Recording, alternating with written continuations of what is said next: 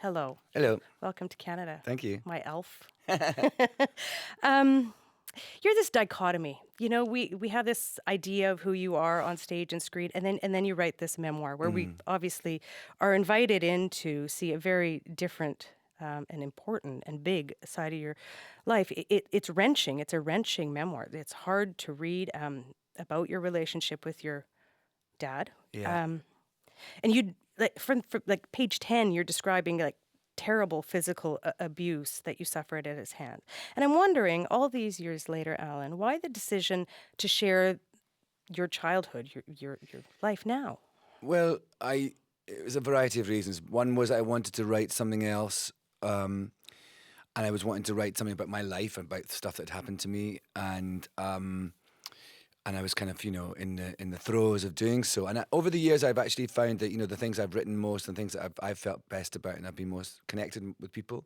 And as a performer, I think how you connect with people most is by showing more of yourself. And so I've actually done over the years these concerts, started to do them where it's me singing, not a character. And I found those to be really amazing. And so this whole kind of movement in my work of, you know, being more truthful and being more open, I suppose, was then compounded when, like 4 years ago, this summer happened when I was doing that BBC TV show, Who Do You Think You Are? And I found all this stuff out about my grandfather. And right before it started filming, my dad, who I'd been estranged from, well, he'd been estranged from us, rather, came out of the woodwork and told me I wasn't his son. So really, that I thought, if I'm going to write about my life, then this is what I should really write about, because it was so devastating and such a good yarn as well. Well, I mean, it's a strange thing to hear you say that, but it is a... Oh, it's a page turner. I know. Yeah. It's funny when your life is like a thriller, but it's true. Yeah, and as I said, like really, you open with this horrific scene. I mean, you grow up on an estate in rural Scotland, and your father is the head forester, and you describe this terrifying scene where your father believes that you need a haircut, and he drags you violently, and he cuts your hair with sheep shears. Yeah, And yeah. you're left bruised and bleeding. You write, I looked like a concentration camp inmate, and I wanted to die. That's not the only like terrible incident that you write about in your book. What was it like? I mean, you really had to go back deep. Yes, I mean, I thought that, if I was going to tell this story, I mean, in order to tell the story of what happened that summer, because it's nuts, I had to make sense of it by explaining my childhood. And so that's why I went back. But actually, going into such detail, there was a couple of times where I thought I'd done enough. And then my editor said, I think we need to have another bit. And I'm actually really glad she pushed me in that way, because I thought, I mean, it's important. I mean, one of the things of writing a book like this is to place it outside of yourself.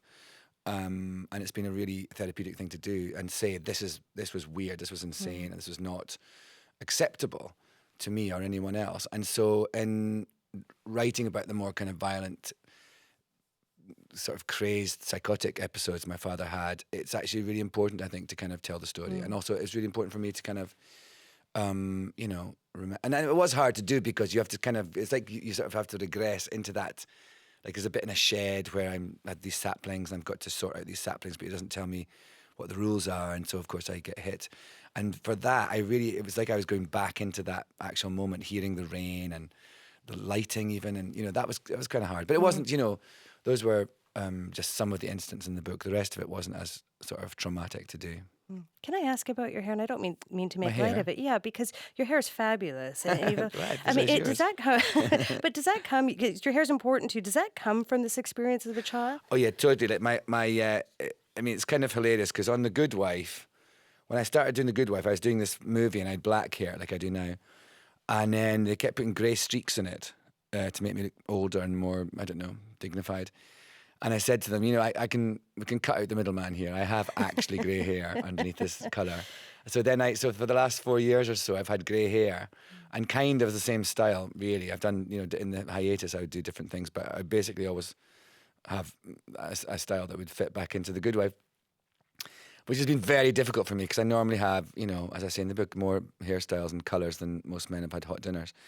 And I think that is a reaction about me empowering myself. My hair is a sort of still a symbol of my self-determination. So when people in The Good Wife read my book, there was one day, the hair lady, Sylvie, I arrived on set, she came running out, she went, "My darling, I'm so sorry I've made you had the same hairstyle for 4 years." Um, I want to talk about another passage in your book, and here's what you wrote. You wrote that dealing with my father's violence was the beginning of my studies of acting. Talk to me a little bit about how you channeled your upbringing and that trauma into your craft. Well, it's not. I mean, that's something later, actually, I suppose. And what I meant about at the time is that many of the traits that I think are essential to being a good actor, I had to learn very young in order to deal with my father. Like listening to when someone comes into the room, immediately knowing the mood and immediately knowing the energy. And whereas now I would use that for the pace of a scene and picking up on the audience and picking up on another character. I would have to know that for my own sort of, survival techniques with my dad, and having to suppress my emotions and my feelings about things, lest he, find out weakness in me or quash something that I liked. So things like that, having to hide feelings, lie as well, and also to understand the energy of someone, really understand what was going on in a room at a very young age. Those were the traits that I felt were like the beginnings of my studies of acting. Later on now, I mean, I feel like I am such a sort of, I have fun, and I'm a very light person in terms of the way I live my life, in terms of my energy.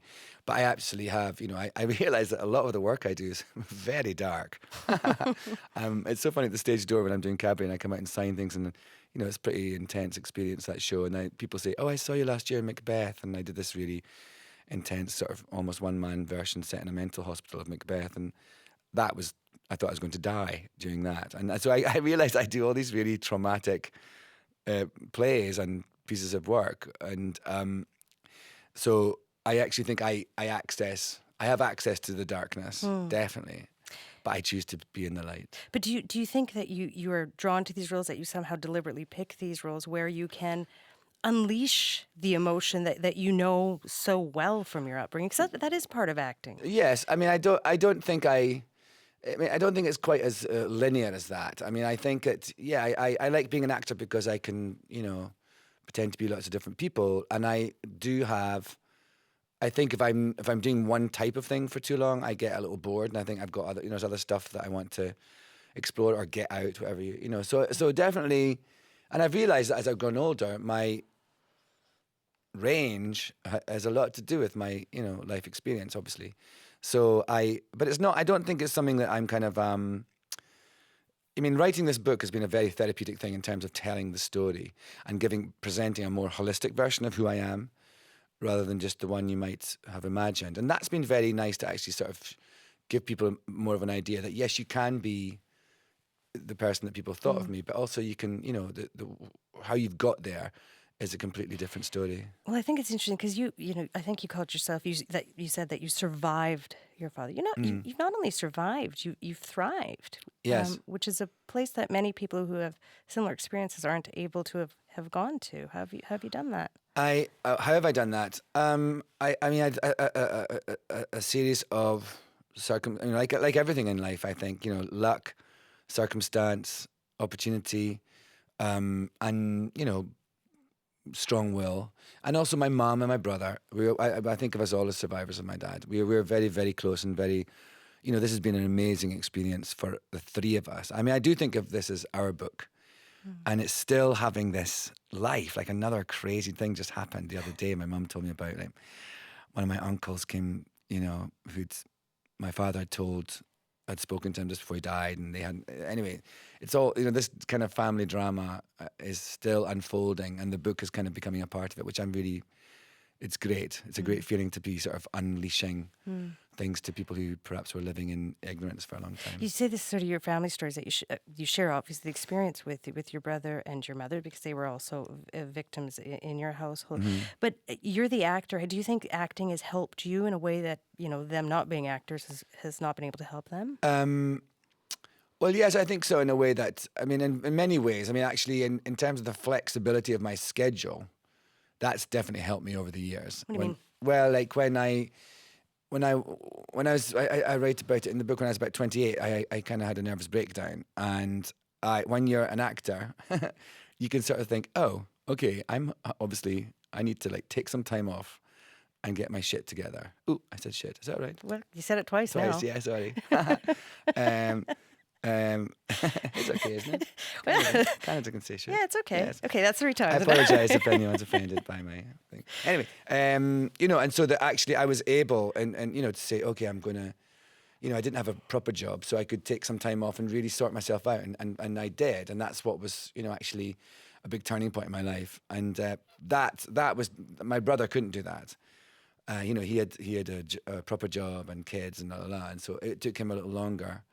So that definitely helps. In terms of my acting of like yes, in terms of my job is all about unleashing different people's emotions at different times. I think it hasn't been a direct thing. I don't really feel I've done a job where I think, oh, this has, leveled me out with my father and all those things. No, that's been something I've done personally. And I think, but having a job where you go to work every day and weep, that definitely I think that's a very healthy thing to do, actually. You should try it. Weep? Why does weep I right do. now? I've been weeping a lot lately. Have you? Wow. I may weep now. You're so delightful, and you sort of own that you have, your laugh is gleeful. You're sort of joyous, and you talk about your husband Grant helping you in this journey. I'm just trying to understand a little bit more, Alan Cumming, because as I said at the beginning, it is sort of this dichotomy, and it is sort of hard to square how you can be this joyous man and with such pain that I don't think ever goes away. I think it does in a way. I think I don't think, right. Like this book is about things that happened to me a long time ago, and I only would have written it really is because my father came back into my life 4 years ago, and that obviously, I really thought I was over him. I thought he had no power over me because, 20 years ago, I went and I confronted him with my brother, and he never got in touch with us again. So, you kind of draw a line in the sand and you think, okay. And I write about also how I think it's people do you a favor sometimes when they leave your life. It's obviously it's sad. I think it's a sad thing that my father was not in my life and sort of rejected my brother and I. But actually, I'm sure we were all happier because of it, ultimately. So you have to look at that in a very sort of sanguine way. So all that stuff of when all that happened, that was a long time ago.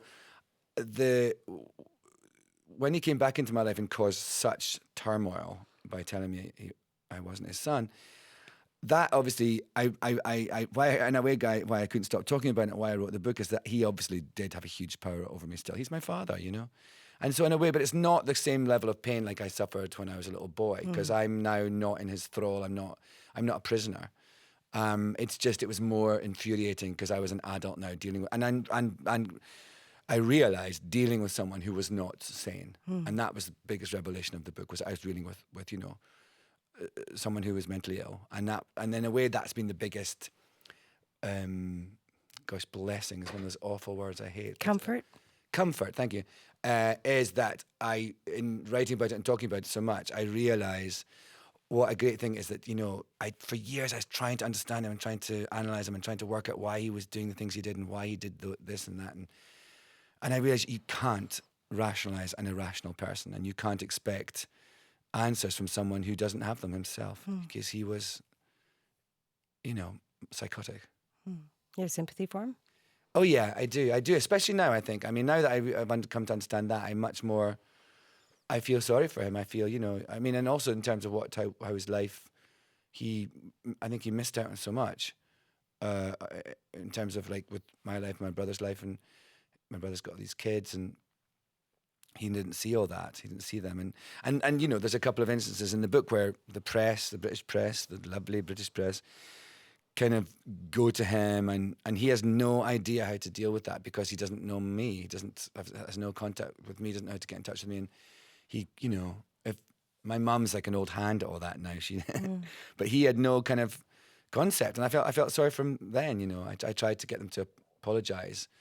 I did in one of them, but one of them was the news of the world. Which is like this, Yes, we're yeah, familiar with the news. Goliath of Yeah. sleaze. So that wasn't possible. And then, a number of years ago, a few years ago, you and your older brother confront your father Mm-hmm. after years of being alienated from him, and you confront him about your childhood and what he did to you. What was that moment like? What does it come to mean to you? It was a huge turning point. It was sort of, I mean, it was a release, definitely a release of him. And, it was actually great to be able to see that he understood what we were saying. And he, didn't like apologize or didn't, it wasn't like it wasn't kind of as it wasn't a TV movie version of what it could have been. Like, But it was, sorry, Alan, sorry for beating the no, crap out of you. no, it wasn't that, no. But at least we could tell there was we had a conversation and we tried to reason with him again, unsuccessfully. But for us, it was that thing where you give it back. It's a kind of textbook abuse situation. When you are strong enough, you go to the abuser and say, "This is what you did to me. I know. I'm not going to pretend anymore. I'm giving it back to you because it has no business sticking with me." And that was very liberating and healing for my brother and I. But then, but of course, it wasn't over, as I discovered. So, and it's still not over, in a funny way. Well, you're a family filled with secrets. Yes, Yeah. I'll say, because the other part of the book is my granddad, the story of my granddad in Malaysia. He died in Malaysia, as I discovered on television, playing Russian roulette. And there was all sorts of, one of my uncles wasn't his son. He had this it was nuts, really nuts. And I don't know. I think though, in a way, writing this book, you would think it would sort of kind of draw things to a conclusion in a way, and it sort of has. But actually, what it's done is brought my father right back into my life, and I think that's good. He's my father. He should be in my life. I shouldn't be pretending that he's not important to me. You know what I mean? He's right here, but he's right here it's on my terms, and this is my world that he's entering, and I'm choosing to let him be here, and I think that's been a really great thing for me to learn. He's my dad. He made me, and so it's actually been an incredible realization for me that's what this book has done. Until I read this book, I could see you just as Eli, right? Of this sort of naughty and naughty man, provocative. And now when I read this, like when I'm looking at you, I'm wondering what you want me to think of you. Oh, what, right Revealing now? all this. Yeah, well, just in general, because now you've revealed such a different side of you that the persona has now come into the reality, has Yeah. come to conflict with the reality. Well, I would hope that in the book, it's an intense read, but there's wit there. I think my personality comes through. I kind of make, there's laughs, even in the darkest moments, there's laughs. And I think that's very me. I think I don't know. I don't know. I didn't do it to make anyone think anything of me. I wanted to just tell a story. And then it reverberates in a way that you don't realize. But I suppose I would think, I am the Scottish elf trapped in a middle-aged man's body, but I'm also a middle-aged man of substance who's, you know what I mean? And I do think this thing about standing in the light, but having access to the darkness, but standing in the light. Like I really feel that's a good sort of metaphor or simile. Did I say like? Light. Then this is a light. No, if I say like, it makes it a simile, doesn't it? So it's like that. So it's Right. a simile. But I do, that's what I think. And I think sometimes when you have if you have an audience and a voice because of things you've played, and then it's actually really good to shake that up a bit. And actually I feel like, I'm about to be 50 and, I'm a big grown up, and I just wanted to show the world that, I guess I didn't mean to, but I have shown the world there's a little more to me than maybe meets the eye. It's a pleasure to talk with you. Thank you. You And see too. that. Love your giggle. It's great. Thanks.